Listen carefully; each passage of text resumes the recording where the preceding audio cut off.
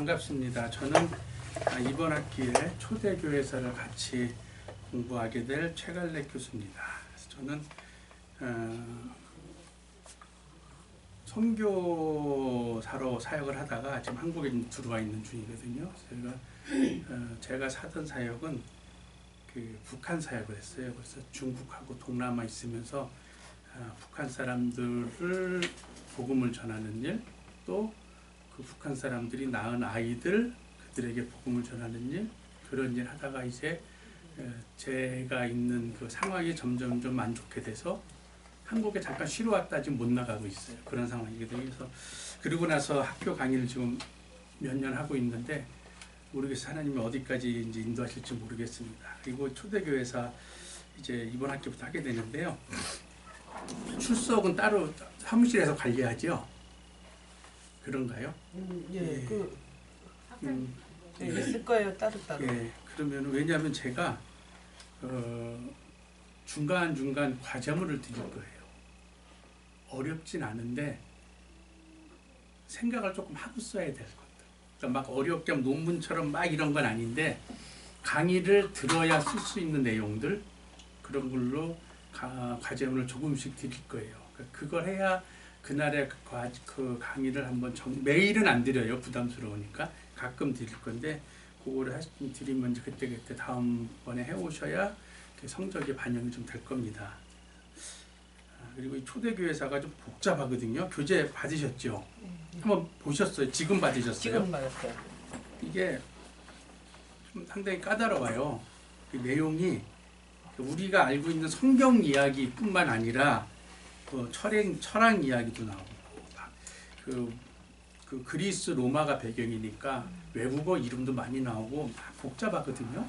그러니까 이거를 이제 좀 이해가 쉽게 제가 해드릴 텐데 이걸 안 할 수가 없는 게 이게 우리 교회사의 또 목회자라면은 알아야 될 부분들이 상당히 많아요. 우선 그 쭉 목차를 한번 보시면은요. 목차 보실래? 한 페이지 열었어요. 더운데 옷을 좀 벗고 할게요.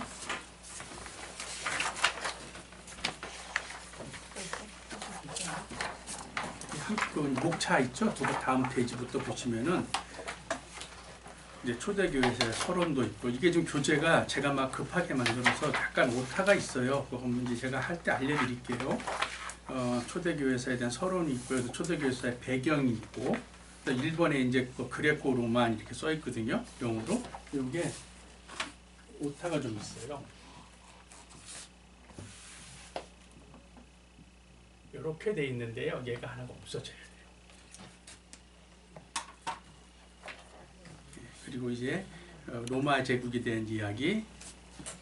거기 위에 1번에 영어가 있죠. 그리고 그러면 여기 하나가 잘못되어 있습니다. 로마 제국에 대한 이야기, 헬라, 그리스에 대한 이야기. 왜냐하면은 복음이 전파되면서 이스라엘에서 로마로 나갔기 때문에 그런 것들이 같이 연결될 수밖에 없어요. 그리고 이제 그때 우리가 많이 예전에 학교 다니시 들어보셨던 철학적 이야기들, 뭐 스토아주의 또는 뭐 소크라테스, 플라톤 이야기들이 나오고요. 그다음 유대주의를 배경으로 한 초대교회 이야기가 나오고, 그다음에 이제 그 아래 부분 가면은 초대교회가 이제 자리 잡히면서 박해받는 이야기들, 1차 박해, 2차 박해, 3차 박해 이렇게 하면서 다음 페이지 넘어가고요. 그다음에 이제 속사도 이야기가 나오고, 기독교 변증가들. 이 속사도는 쉽게 말하면은요, 여러분들 재미있는 책이나 영화가 나오면은 요즘 그렇게 안 붙죠. 요즘에는 뭐 이렇게 붙이죠, 이름을. 예전에는 속편 그랬잖아요. 그 의미예요. 그러니까 사도의 속편, 사도를 따라오시면, 그러니까 사도가 예수님의 제자들이 사도가 됐잖아요. 오순절 이제 마가다락방에서 성령 임재하고 나서 사도가 됐는데, 사도로부터 직접 가르침을 받은 사람. 그러니까 사도의 직통 제자들이 속사도라고 그래요. 사도의 다음 연결되는 사도라고. 그들의 이야기들이 나오고, 이제 변증가가 뭐냐면은 이단 사상에 대해서 왜 기독교가 진리인지, 왜 하나님이 살아계신 하나님인지를 성경을 통해서 설명하는, 변호하는 사람들이 변증가예요. 이런 것이 있어야 지금 이 복잡한 이단에 대해서도 우리가 무조건 기독교가 진짜야 우기는 게 아니라 근거를 대서, 왜 성경이 이렇게 되어 있기 때문에 진짜고, 너희들이 성경을 짜집게 해서 만드는 것들이 어디가 잘못됐다는 것을 말할 수 있는 거예요. 그 다음에 이제 그 밑에 보면은 4장에 이단이 생기는 모습들, 그래서 계속 5장도 이단 이야기고요. 그 다음에 뒤에 가서 이 교회가 이단에 대해서 어떻게 대응을 해나가느냐, 그리고 그러면서 대응해가는 과정에서 기독교 사상이 머리로만 알고 입으로만 전해지는 게 성경 외에 확실하게 기독교 교리로 자리를 잡아가는 모습이 이제 기독교 사상이 확립되는 부분이라고 쭉 기록이 되어 있습니다.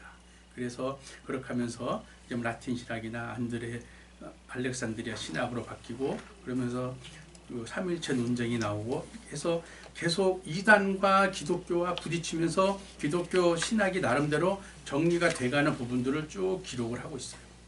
그래서 그렇게 이제 된 게 목차의 내용들인데, 왜 이것을 우리가 굳이, 이 시대가 이미 1000년, 1500년 전의 이야기들인데 굳이 왜 우리가 해야 되느냐. 성경의 역사는요, 사실은 반복적이에요. 구약의 하나님께서 이스라엘 백성을 통해서 하신 역사의 흐름이 그때로 끝난 게 아니라 지금 우리들도 그것을 보고 내가 배워야 되는 거예요. 하나님이 그들에게 보여준 건 간단하잖아요.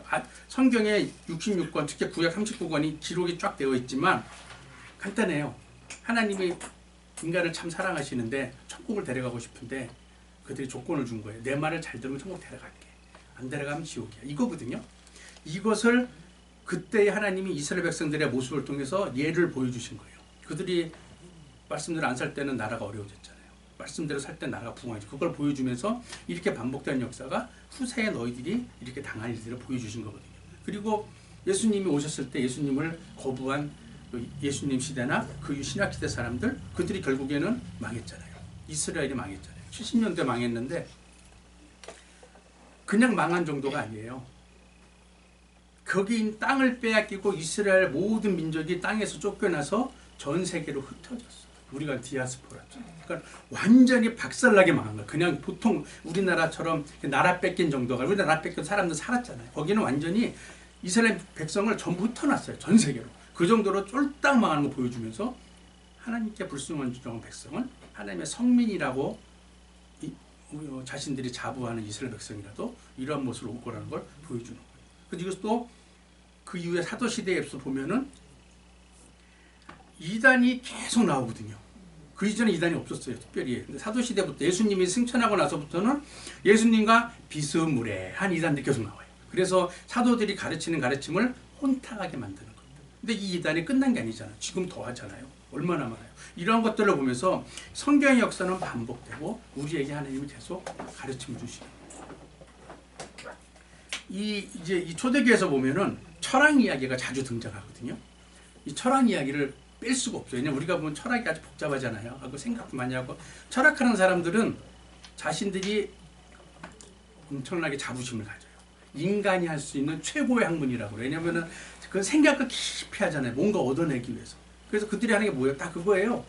나는 누군가? 인간은 어디서 왔나? 인간이 죽으면 어떻게 되는가?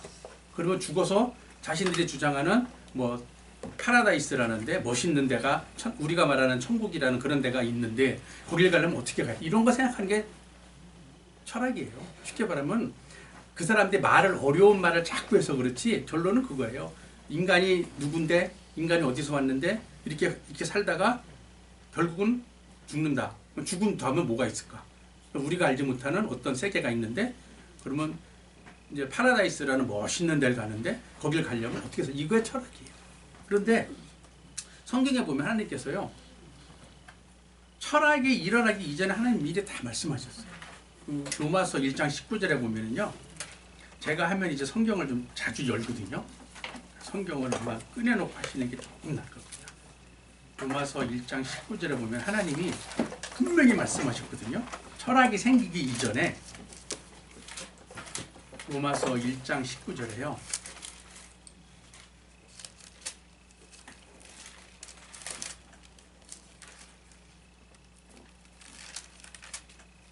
이는 하나님을 알만한 것이 저희 속에 보임이라. 하나님께서 이를 저희에게 보이셨느니라. 하나님은 이미 이 땅의 모든 돌아가는 상황을 통해서 하나님을 알만한 걸 넣어놨어요. 근데 사람들이 그것을 깨닫지 못하고 자꾸 여기저기 헤매는 거예요. 우리가 말하는 양심이라는 게 있잖아요. 양심 사람들은 그래 착한 마음이라고 많이 그래요. 사람들 그렇잖아요. 양심 저는 양심적이야 착한 사람이야. 양심이 바로 마음을 잘 쓰는 사람이야. 하나님이 원하시는 양심은요. 하나님이 심어놓는 양심은 그게 아니거든요. 우리가 생각하는 이 착하고 나쁜 것, 인간이 보는 선과 악의 기준은 누구를 해치거나 그러는 거잖아요. 그런데 하나님 안 믿는 사람도요 착한 일은 해요. 절에 다니는 사람들이요 착한 일 더 많이 해요. 어디가 도움 주고요. 하나님이 보시는 선과 악은요 우리가 아는 선과 악이 아니라 하나님 말씀에 기본을 한 선과 악이에요. 인간들이 하는 선과 악이요 하나님 믿는 사람 당연히 해야 돼요. 그거는 이미 하나님이 보실 때 너희들이 나를 믿는 사람이면은 그 정도는 이미 이 세상 사람 다 하는 거 너희들은 이미 하고 들어왔어야 돼요. 하나님 믿으면서 나는 누구한테 해야지 말아야지 아니에요. 그거는 구약 율법의 이야기예요. 율법에서 다 그렇잖아요. 뭐 하지 말라 하지 말라가 누구한테 해를 주는 것들이잖아요. 예수님은 오셔서 그거보다 한 단계 높여서 네가 생각으로 죄를 짓는 것도 죄라고 하셨죠. 그게 하나님 원하시는 거예요. 아직도 우리가 나는 누구한테 악한 말 안 했어? 뭐 싸우지 않았어? 나는 오늘 착한 일 많이 했는데 아니에요. 그건 기본으로 이미 하고 있어요. 하나님 믿는 사람이. 그걸 넘어서 남을 내가 미워하는 마음, 악한 마음 그 정도도 갖지 말라. 그래서 선한 양심이 인간이 보는 선한 양심은 누구에게 해를 입히지 않는 건데 하나님이 보신 선한 양심은요. 베드로전서 3장 21절에 보면은요.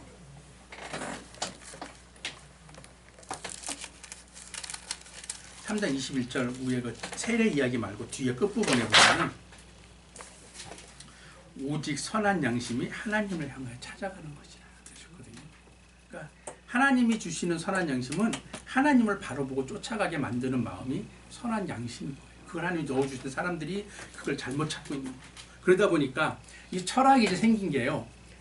아마 성경의 역사를 보면은 말라기가 끝날 정도에 아마 생겼어요. 대부분 시작된 거 소크라테스는 나오기 시작한 것들이 말라기가 신약과 구약의 중간이잖아. 말라기를 끝으로 한 400년 동안 예수님 오실 때까지 성경이 스톱됐거든요. 그 시간에는 하나님 계시가 없었어요. 아주 이스라엘이 또 혼란스러운 상황이었어요. 그때 이제 철학들이 시작을 했는데 이 철학이 나오는 걸 가만 보면은요. 구약 시대에는 철학을 통한 이런 사상들, 이단 사상들이 나올 필요가 없었어요. 왜냐하면은 한번 보세요. 구약 시대에는 하나님의 택한 백성은 이스라엘 백성들이었어요. 그 외에는 전부 이방인이었어요. 그런데 이스라엘 백성들이 이방인과는 교류도 안 했어요. 이방인을 정말 지옥의 불쏘시개로 쓸 상대라고 이렇게 천하게 받기 때문에 자신들의 자부심이 있기 때문에 상대를 안 했거든요. 그러니까는 이스라엘 사람들이 가지고 있는 이 율법이라는 하나님의 말씀이 이스라엘 백성에 의하면 좀 유지가 됐어요. 사단의 입장에서 볼 때는 이스라엘 백성을 뺀 나머지 전 세계 사람은 다 사단 거예요.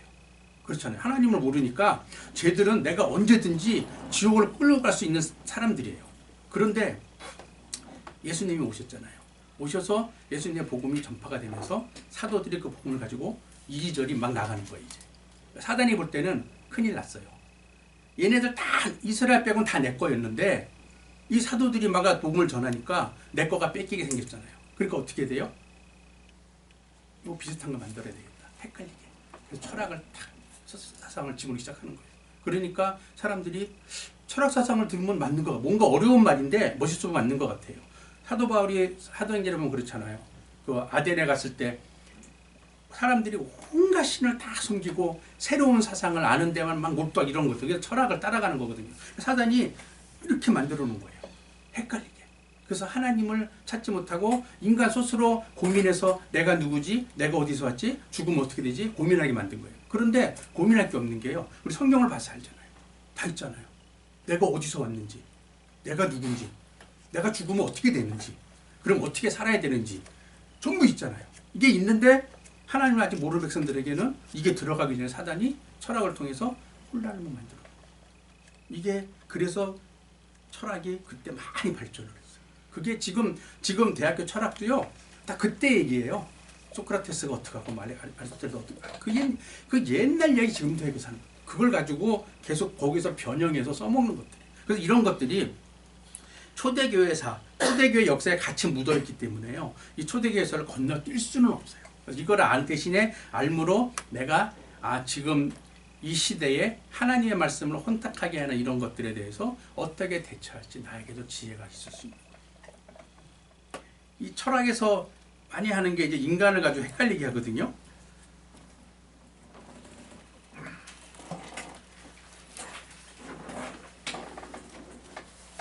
고린도후서 4장 4절에 보면은요, 철학이 한창 부흥하게 된 그 이유가 있어요. 왜냐하면 이걸 못 믿게 하려고 그러는 거예요. 고린도전후서 4장 4절에 보면은요,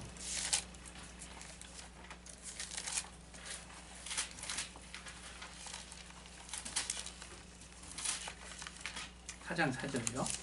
고린도후서. 그 중에 이 세상 신이 믿지 아니하는 자들의 마음을 혼미케 하여 그리스도의 영광의 복음의 광채가 비추지 못하게 하매니 그리스도는 하나님의 형상이라. 이거를 헷갈리게 해버리는 거예요. 헷갈리게 해서 이 세상 신이라고 주장하는 그들에게는 사상이 신이에요. 그런 걸 가지고 사람들의 마음을 아주 혼미하게 해서 예수님이 누군지 하나님이 누군지 제대로 믿지 못하게 그렇게 만들고 있거든요. 또 한 군데 보면은요, 전도서 3장 11절에 하나님이 이 마음을 주셨는데 이 철학이 이 마음을 다른 데로 끌고 가는 거예요. 전도서 3장 11절에 보면은요,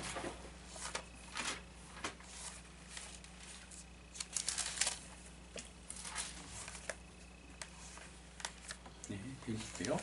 하나님이 모든 것을 지으시되 때를 따라 아름답게 하셨고 또 사람에게 영원을 사모하는 마음을 주셨느니라. 그 영원을 사모하는 마음을 주셨는데 이 철학이라는 것이 그 영혼을 사모하는 마음을 하나님을 쫓지 않고 세상을 쫓게, 다른 걸 쫓게 이렇게 만드는 거죠.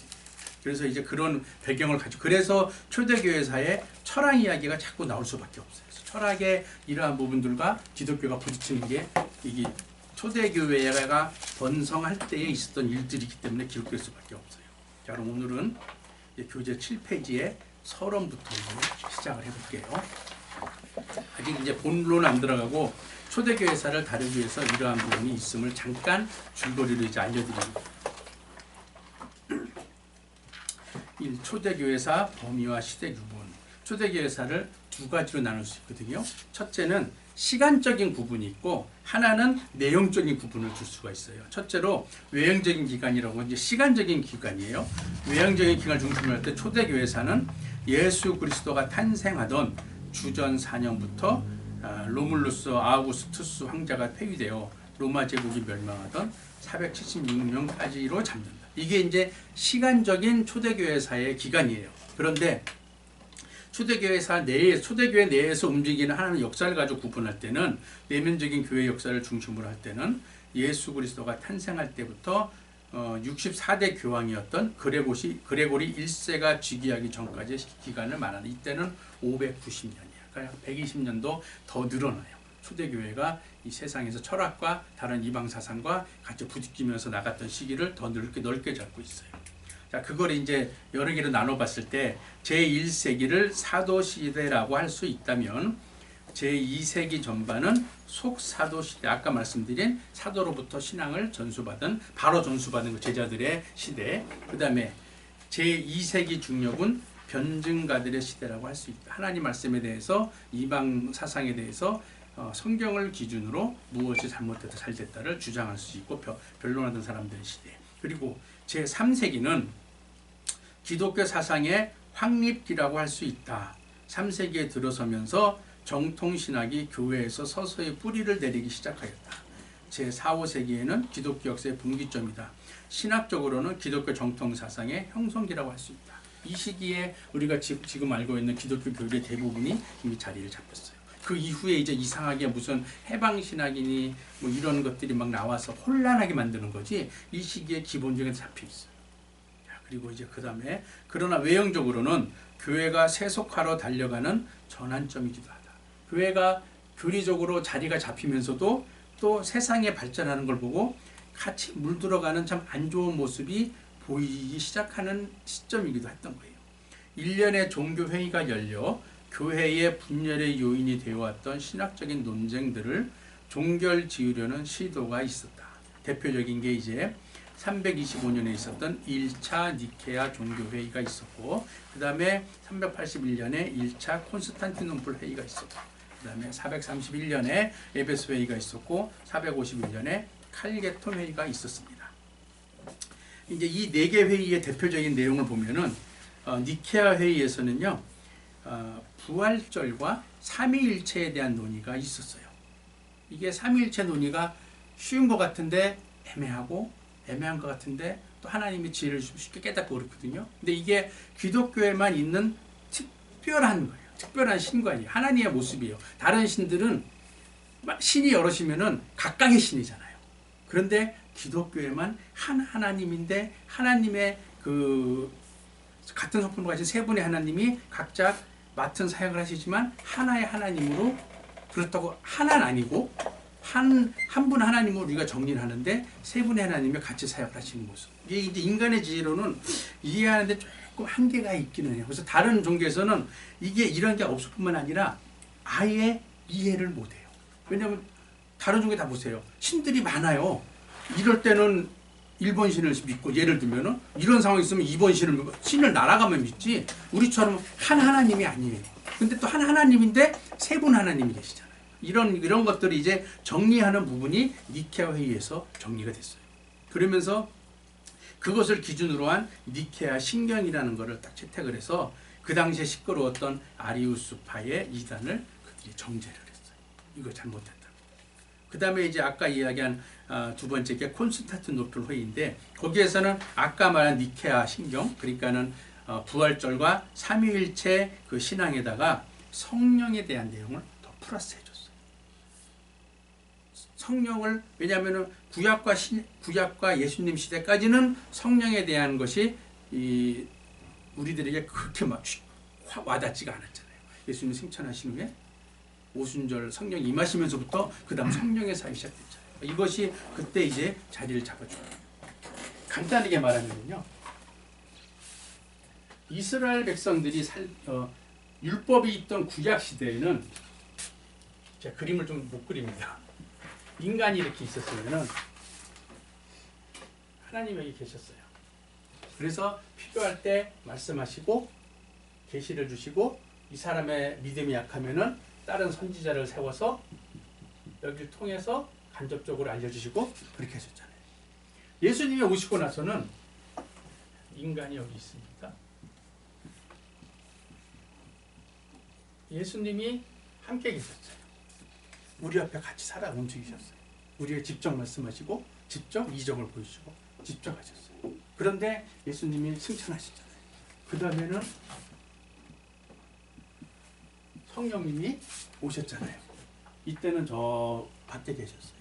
이때는 함께 계셨어요. 이때는 내 속에 들어가 있어요. 이게 세 분 하나님 하시는 사역인데, 이분은 구원 사역을, 이분은 뭐 하셨죠? 성취하셨어요. 이분은 그것을 나에게 요것만 내가 안 잊어버려도요, 삼일체에게 성도들에게 잘해줘요. 이렇게 이제 세 분 하나님에 대해서 이것이 두 번째 이제 콘스탄티노플 회의 때 성령님에 대한 개념까지 정리가 다 끝난 거예요.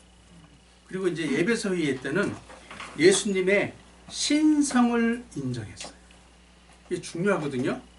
예수님의 신성이라는 거는 십자가에 돌아가신 예수님을 인간이 아니라 하나님으로 본다는 거예요. 신성을 인정하는 거예요. 왜냐하면요, 이게 중요하냐면은 지금 불교에서는 예수님을 그렇게 평해요. 뭐라 그러냐면은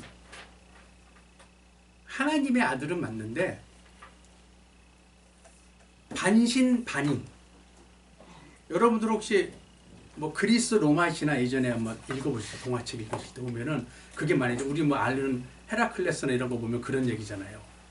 하늘에 있는 제우스 신이 어느 날 인간의 여자와 사랑해서 그와 사이에서 아이를 낳았는데, 이 아이가 그냥 인간 아이로 평범하게 자라다가 어느 순간 장성해서 내가 제우스의 신의 아들이라는 걸 깨닫고 나서 어마어마한 힘을 발휘해서 인간들을 도와주잖아요. 그렇게 봐요, 불교에서 예수님은. 그러니까는 하나님이 마리아와 인간 여자와 중간에 예수라는 사람을 낳았는데, 이 예수가 30대까지는 그냥 인간 예수로 살다가 30세 돼서 세례요한의 세례를 받으면서 하늘에서 너는 내 아들이라고 그랬더니 내가 하나님 아들이네. 그때 내가 깨우쳐가지고 놀라운 힘을 발휘해서 사람들을 도왔다. 아니잖아요, 사실은. 그분이 하나님이시잖아요. 인간의 몸을 입고 하나님, 성육신 하나님, 우리가 아는 말씀이 육신이 되어 오신 분인데, 이거를 그렇게 보거든요. 그래서 그 예수님이 신이라는 거, 신성이 있다는 거를 이때 에베소 회의 때 결정을 한 거예요. 성경대로 이제 맞춰가는 모습들이에요. 근데 실수한 게 뭐냐면, 그때 끝까지 맞춰가면 좋은데 그때 마리아가 거기 살짝 껴들었어요. 에베소 회의에서 실수한 거예요. 뭐냐면은 예수님이 신이고 하나님의 아들이시면은 그러한 위대한 신을, 하나님을 잉태해서 낳을 정도의 마리아는 엄청 훌륭한 사람이야. 영적으로 보나 뭘로 보나 훌륭한 사람이다. 그래서 마리아는 우리 천주교에서 말하는 성모다, 성스러운 사람이라고 이렇게 아주 신처럼 추앙돼요. 실제 천주교에서는 마리아가 예수님보다 위에요. 천주교 지나보신 분들은 아실 거예요. 마리아가 있으면요, 예수님 상은요 항상 아기 예수예요. 아무것도 할 수 없죠. 마리아가 보호해줘요. 그래서 사람들이 기도할 때 마리아 상한테 기도를 해요. 마리아가 죽은 거죠. 이게 이제 잘못된 거예요. 거기서 약간 실수를 해버린 거예요. 자, 그 다음에 칼케톤 회의에서는요, 예수님의 신성뿐만 아니라 인성도 함께 있는데, 신성과 인성은 나눌 수 없다고 결정을 한 거예요. 왜냐하면은 예수님이 하나님이시지만 육신을 입고 오셨잖아요. 그거를 딱 나눠서 이런 부분은 인간이야, 이런 부분은 하나님이라고 나눌 수 없고 한 분이시라는 거를 그때 결정을 한 거예요. 잘못 보면 헷갈려요. 그러니까 이걸 신성과 인성을 나눈다는 거는요, 쉽게 말하면 인간 예수 껍데기 안에 하나님의 신이 들어와서 이럴 때는 하나님이 하고 이럴 때는 인간이 하는 게 돼요. 우리가 말하는 무당 귀신 들리는 모습이 돼요. 그게 아니잖아요. 나눌 수 없는 거잖아요. 그분 자체의 말씀이 오셔서 인간이 입으신 건데요. 그래서 이것을 이게 말씀 성경대로 정리해가는 회의 중에 대표적인 것들이 이것들이었어요. 그리고 이제 초대교회사의 문제에서 그때 문제점에 집중적으로 다루던 문제가 뭐냐면, 초대교회사를 총체적으로 재구성하기 위해 역사 구성의 주제로 삼을 수 있는 것은 무엇인가? 그것은 두말할 것도 없이 초대교회 최대의 주제였던 로고스다. 우리 로고스란 말 많이 들어봤잖아요. 살아계신 하나님, 말씀이신 예수님. 그런데 이 로고스가 이때 이제 막 부딪히는 문제가 되기 시작한 거예요. 왜냐하면은 다시 말해 로고스는 초대교회를 이해하는 중심 열쇠라고 하고 있거든요. 왜 그 당시에 이게 부딪혔냐면요, 로고스라는 것이 철학에도 있고요, 기독교에도 있어요. 우리만 쓰는 단어가 아니에요. 그러니까 이미 철학은 예수님이 오시기 2,300년 전부터 발전이 막 되어가지고 그들도 로고스란 말을 단어를 써요. 철학에서 말하는 로고스는요, 어떤 진리의 말이에요. 우리가 말하는 철학자들이, 이 당시에는 사람들이 신앙이 없는 이방인들은 철학자가 정리해주는 이론이 진리예요. 그게 맞는 말이에요. 그것을 로고스라고 그래요. 그러다 보면 뭐가 나오냐면, 로고스 연결된 게 이제 이런 단어가 자주 나오거든요.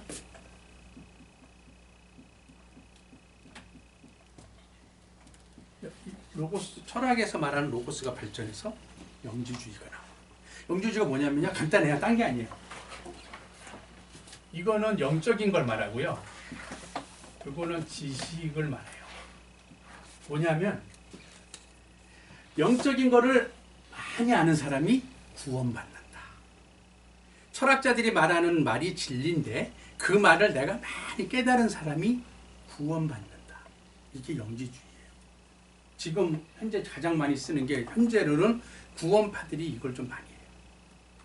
구원파들이요, 교육 엄청 시켜요. 그런데 신천지는 그거거든요. 이만희의 말이 성경 말씀하고 더하면 더하지 떨어지진 않아요, 권위가. 그럼 이만희 말을 많이 듣고 자신들이 준비가 돼서 이만희의 구세주 이만희를 중심으로 이 땅에 새하늘 새 땅을 만들어서 영원토록 사는 게 신천지거든요. 구원파는 뭐냐면요, 하나님의 말씀을 계속 모여서 공부를 하면서 하나님의 말씀을 구원파에서 가르치는 교리대로 많이 배우는 거예요. 우리가 성경을 가지고 하지만 자신들이 정한 교리대로 많이 배우는 거죠. 많이 배운 사람이 많이 배울수록 천국에 간다는 거예요. 근데 하나님은 그게 아니거든요. 기독교인들도 이거 조심해야 돼요. 여호수아 1장 8절 볼까요?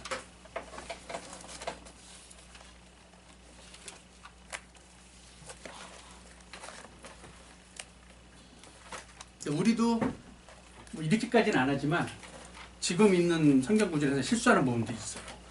여호수아 1장 8절이요.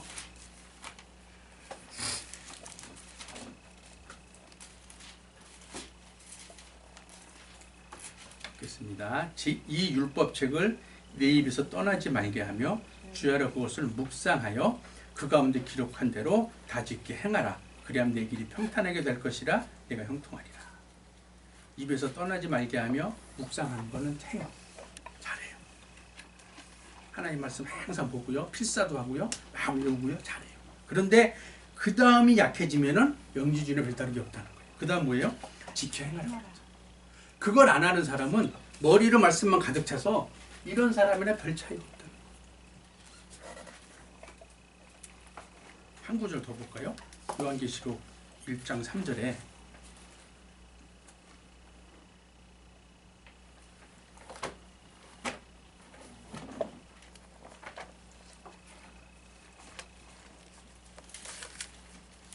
제가 성경을 자꾸 보는 이유가 제 얘기보다 성경 말씀이 더 여러분들이 이해하기 쉬울 것 같아서 이게 또 분명한 하나님의 말씀이시고 요한계시록 1장 3절에 보면은요, 이 예언의 말씀을 읽는 자와 듣는 자들과 그 가운데 기록한 것을 지키는 자들이 복이 있나니 때가 가까워요.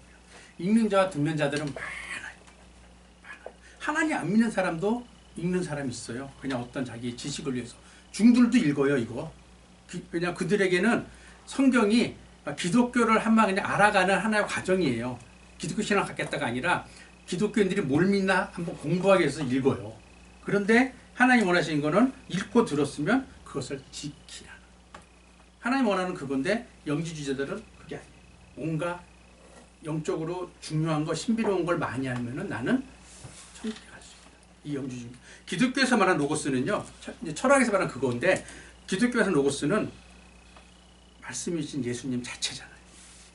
그래서 성경 가지고 로고스 말씀이 많이 그러잖아요. 그게 바로 성육신의 비밀이잖아요. 신이신 하나님이 인간의 몸을 입고 오신 분. 요한복음 1장 1절에 보면은 우리가 이건 많이 아는 말씀이에요.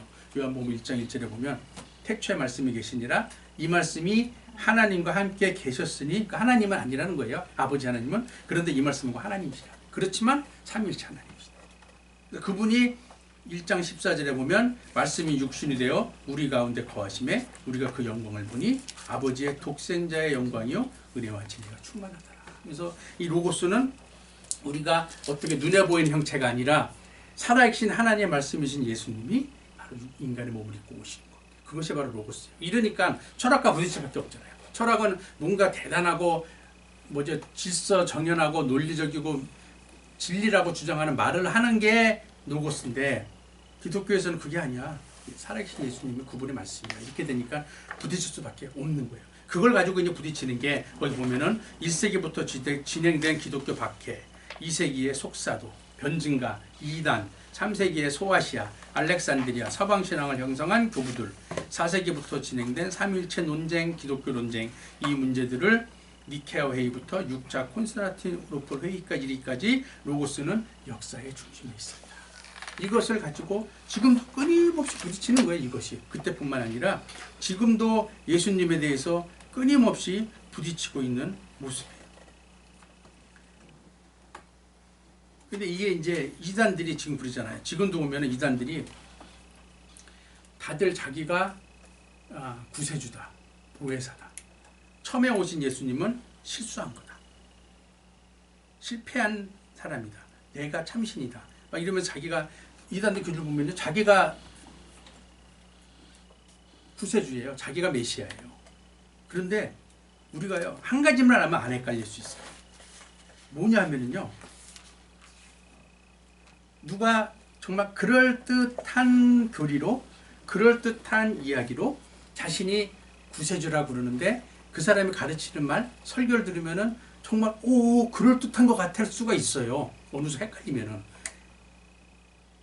우리가 성경에 대한 교리를 완전히 쫙 깨고 있으면은 이 교리에 이래서 아니야 할 수 있지만 그게 부족할 때는 특히 성도들 헷갈릴 수 있거든요.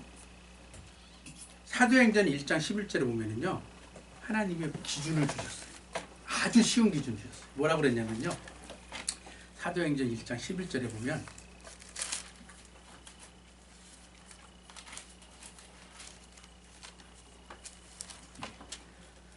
가로대 갈릴리 사람들아, 이게 이제 예수 승천한 바로 이후의 이야기잖아요. 어찌하여 서서 하늘을 쳐다보느냐. 너희 가운데서 하늘로 올리우신 이 예수는 하늘로 가심을 본 그대로 오시리라 하였느니라. 이렇게 왔던 메시아 맞아요. 이만희가 이렇게 왔나요? 이만희 이렇게 왔으면 메시아 맞아요? 아니잖아요.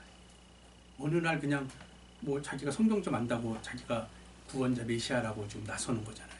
이렇게 안 왔잖아요. 분명히 성경에 초림 예수님은 이스라엘 땅에서 아기 예수로 태어났지만 다시 오실 예수님은 구름 타고 오신다고 그랬거든요. 그게 아니잖아요. 지금 그렇게 안 나타났죠. 이 세상에 어떤 이단 어떤 교주도 구름 타고 온 사람 없어요. 왔으면 저도 믿을 거야. 그런데 이단 교주들은 예. 이런 성경 말씀을 예. 그 사실이 아니라 비유와 상징으로 풀이해서 이렇게 그렇게 또 풀어나가더라고요. 그게 그 사람들의 무기예요. 무기인데 이렇게 오지 않았으면 아니에요. 그래서 그들이 말하는 거는 예수님이 하신 비유를 자기들 쪽으로 유리하게 풀어가는 거예요. 유리하게. 근데 이전에 가르치면 결국은요. 어떤 좋은 말을 해도 결국에는 우리 교주가 예수야. 이거 끝나요. 그게 이단이에요. 이것이 우리가 특히 이제 잘 신앙이 깊지 않은 성도들이 헷갈리지 않을 수 있는 게 이렇게 온 사람 믿어도 돼요. 이렇게 왔다면 예수라고 믿어도 돼요. 이렇게 오지 않아요. 이런 것들이 이제 예수님을 놓고 기독교와 이 초대교회 시대에도 이방 종교와 계속 부딪히는 것들이었어요. 그러니까 지금까지 부딪히고 오잖아요. 자, 그 다음에 이제 다음 페이지 넘어갈게요. 당시 로마의 최대 종교 스토아주의는 이게 이제 우리가 많이 들은 스토아파라는 건데 성경에도 보면 사도행전 17장 18절에 보면요. 스토이고 철학이라고 사도 바울이 이야기했거든요. 그게 스토아 철학이에요. 우리가 스토아주의. 자, 그것은 점점 더 인격적인 종교로 탈바꿈했고 그 핵심에는 로고스가 자리 잡기 시작했다. 이것은 우리가 알고 있는 예수님이신 로고스가 아니라 그들에게는 철학의 로고스. 그러니까 인격적인 종교로 탈바꿈했다는 거는요. 인본주의 종교가 되는 거예요. 종교는 어떤 종교든 종교는 신을 중심으로 돌아가야 돼요. 그렇죠? 물론 이단이라 할지라도 신을 중심으로 돌아가야 되는데 인본주의는 뭐냐면은 인간을 중심으로 돌아가요. 그러니까 모든 것의 중심이 인간이 되는 거예요. 사람이 우선시되는 거예요. 지금 우리 뭐 내가 그분을 욕하는 거 아니지만 사람이 먼저다 하는 사람이 한 명 있잖아요. 우리나라에도. 네. 그 사람이 먼저다가 누구랑 똑같은지 알아요? 저거 아니에요, 저거. 저 공산당 아니에요? 조선민주주의인민공화국. 우리가 말하는 북한의 헌법에 사람 중심의 주체사상 전부 준비되어 있어요. 똑같은 소리. 이게 지금 그걸 떠나서 자 이제 인본주의가 뭐가 문제되냐면요. 인본주의 발전이니까 지금 인권의 문제가 대두가 돼요. 그렇죠. 근데 이거를 인권이 나쁘다는 건 아니에요. 인권이 있어야 지켜야 돼요. 그런데 인권이 있으면 신권이 있어야 돼요. 하나님을 중심으로 한 신권이 있어야 제대로 된 인권이 나와요.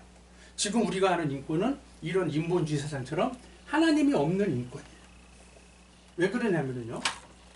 지금 사람들이 가장 많이 요즘 문제되는 게 동성애 문제, 낙태 문제. 그다음에 아이들 학교에서 학교 조례로 만들어서 아이들에게 무한한 자유를 주는 것들 볼 때에 동성애자를 차별하고 괴롭히면 안 된다. 인권적인 측면에서 그들에게 모든 걸 할 수 있게 해주고 차별하지 마라. 이게 지금 현재 시대가 말하는 인권이에요.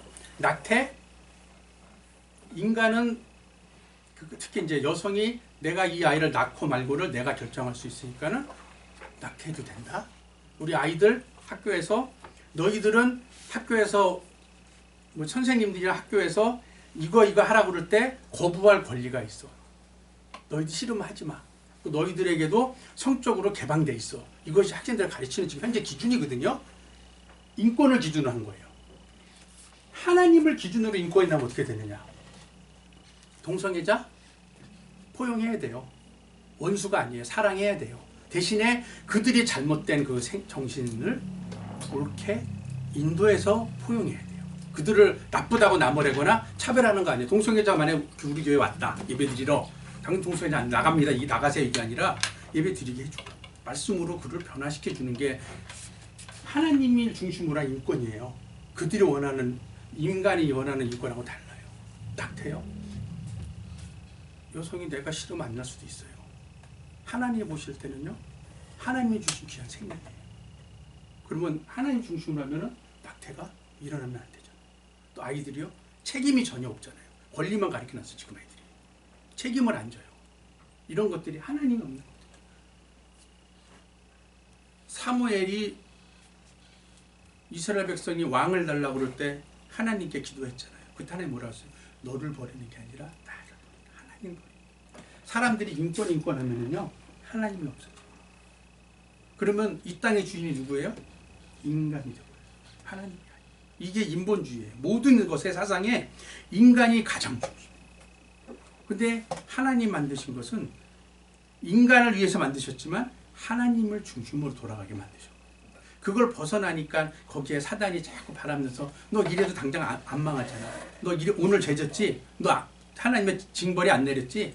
괜찮은 거야. 이게 끌고 가는 거거든. 하나님의 중심은 그 사람을 당장 벌을 해야 맞아요.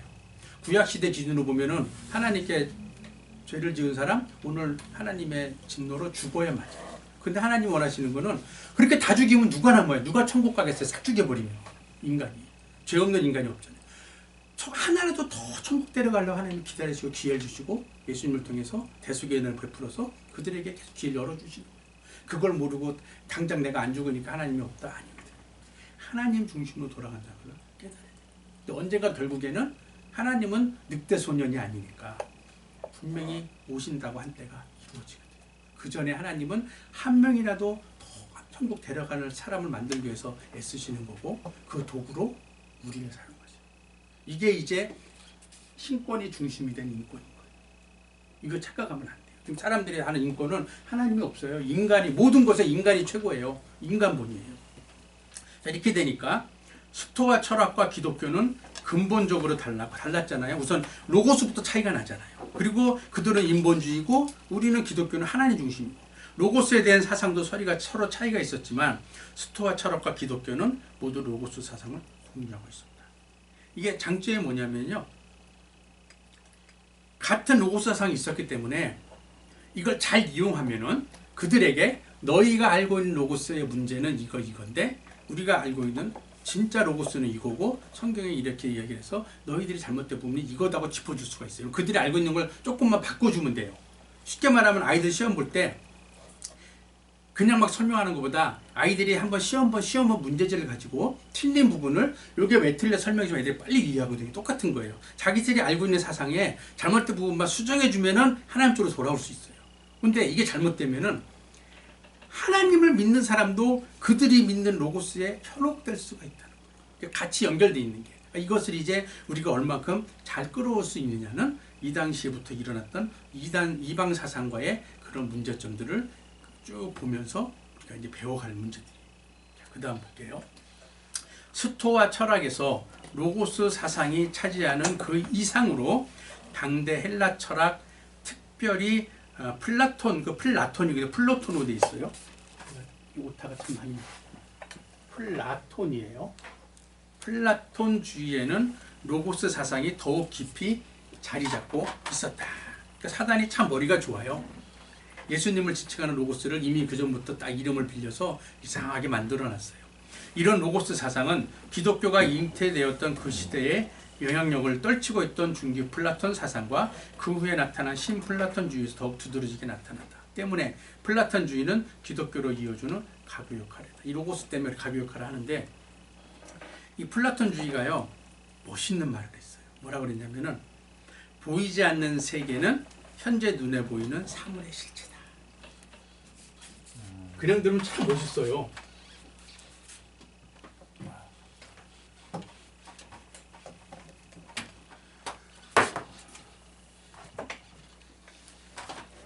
보이지 않는 세계는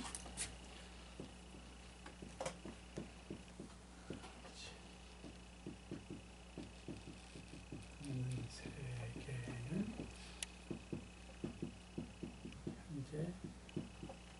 눈에 보이는 사물의 실체다. 지금 우리가 눈으로 보고 느끼고 하는 모든 것들의 실체가 실질적인 것이 보이지 않는 눈에 보이지 않는 세계라고 플라톤이 멋있게 이야기를 했어요. 그런데 가만 보세요. 비슷한 말이 하나 있어요. 예, 성경 어디? 히브리서 11장 1절에 보면은요. 참 사단이 머리가 참 좋아요. 히브리서 11장 1절에 보면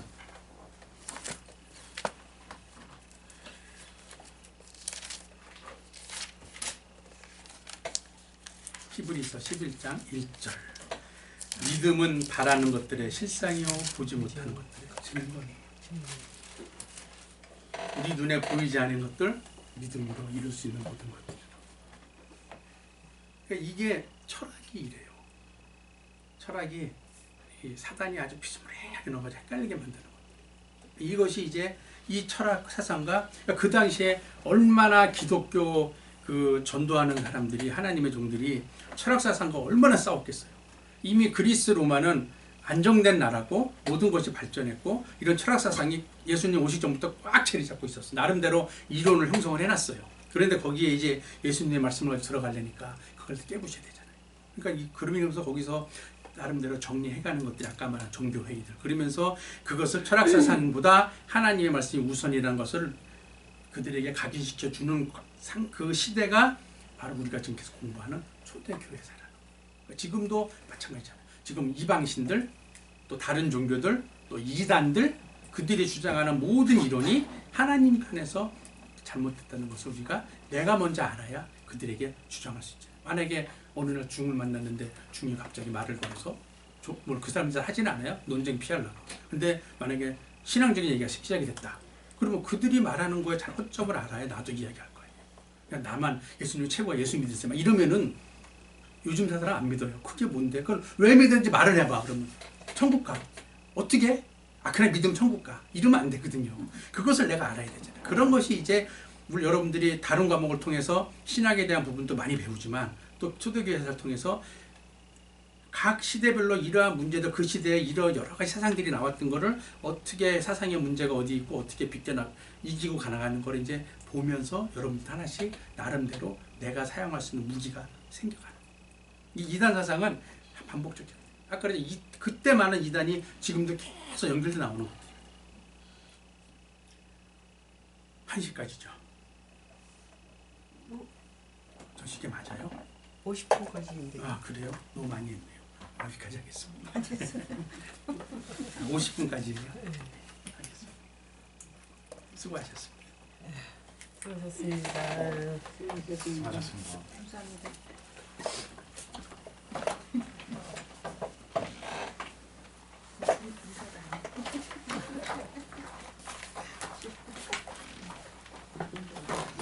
너가 안 써? 응? 안 끊어.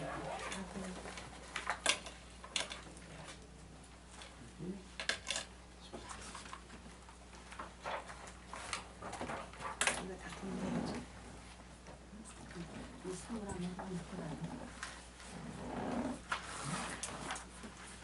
그럴 때는 쏙쏙 들어오는데 어떻게 끝나면 같이 끝나고